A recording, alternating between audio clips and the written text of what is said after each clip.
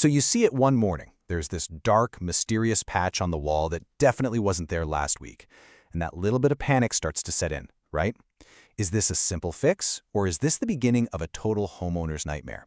Look, getting this diagnosis wrong can be a really, really expensive mistake. And this really gets to the heart of the problem. That one single damp stain could be caused by one of three completely different things. And if you go and treat the wrong one, you're not just throwing money away on a fix that won't work, you're actually giving the real problem more time to cause some serious damage behind the scenes. So how do you go from being a worried homeowner to being an informed damp detective? Well, that's exactly what we're going to cover here. We're going to walk through how you can gather the clues, identify the real culprit, and make sure you land on the right solution the first time. Okay, let's get into it. In any damp investigation, you're basically looking at three primary suspects, and you need to know each one has a totally different way of operating, a different MO, if you will. So, let's get to know them. First up is our most common offender, condensation. Now, I want you to think of this one as an inside job. It's nothing more than the moisture we create every single day, just from breathing, cooking, taking a shower, that turns from a vapor back into water when it hits a cold surface, like a window or an outside wall. So what are the telltale signs? Well, condensation leaves some classic fingerprints. You'll often find that speckled black mold, especially in the coldest corners of a room or hiding behind furniture where air can't really get to. You'll probably see little water droplets on the inside of your windows in the morning. And here's a huge clue. It gets a whole lot worse in the winter, when we seal our homes up tight. All right, our second suspect is an intruder. We call this penetrating damp. And this is a classic break-and-enter scenario. It just means your home's protective outer shell, its roof, its walls, has been breached somehow, and rain is finding a way to get inside. And its MO? It is completely tied to the weather. A key sign is a damp patch that just appears out of nowhere or gets way worse after heavy rain. It's usually a single, isolated stain, maybe high up on a wall or around a window frame or near a chimney. It's a direct symptom of a problem on the outside of your house. And now for our third and final suspect. This is the one everybody fears, and honestly, it gets misdiagnosed all the time. Rising damp.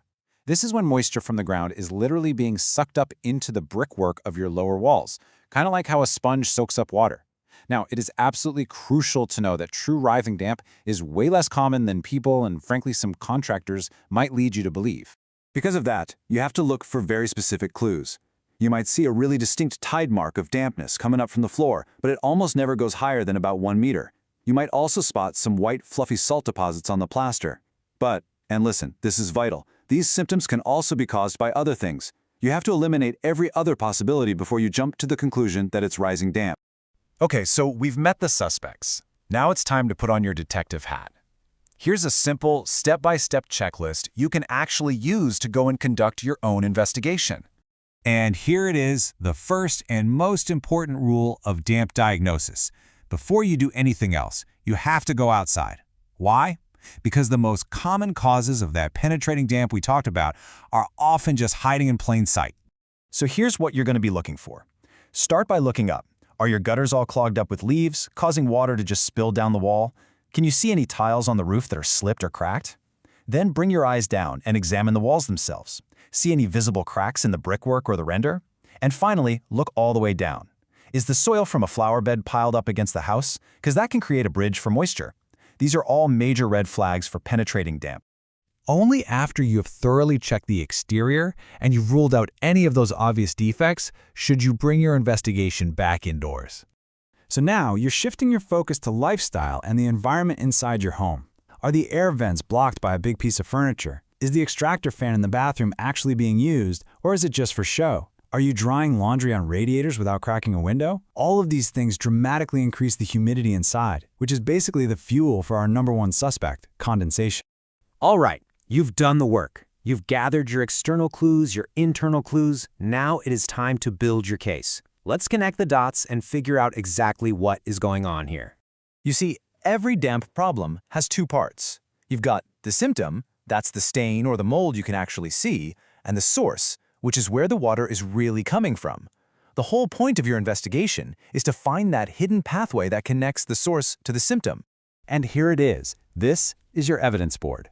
This table right here is your most powerful tool. Take the clues you've gathered and just compare them to this chart. Where's the damp? When does it show up? What does it actually look like? By matching your own observations to this, you can move from just guessing to actually knowing, and you can confidently identify your primary suspect. So as we wrap this up, I want to leave you with the single most important principle in this whole process. This is the golden rule that can save you a huge amount of time, stress, and, yeah, money. The most common and costly mistake that homeowners make is just jumping to a conclusion. They see some damp at the bottom of a wall, they assume the absolute worst, and they pay for some expensive treatment they never even needed, when the real cause was just a blocked gutter 2 floors up, or maybe just not enough ventilation. So, what's the one crucial takeaway from all of this? It's this simple, powerful mantra. Be the detective. Follow the evidence. Find the source. Only then should you even think about looking for a solution. Diagnosis first, treatment second, always. You get that right, and believe me, you've already won half the battle.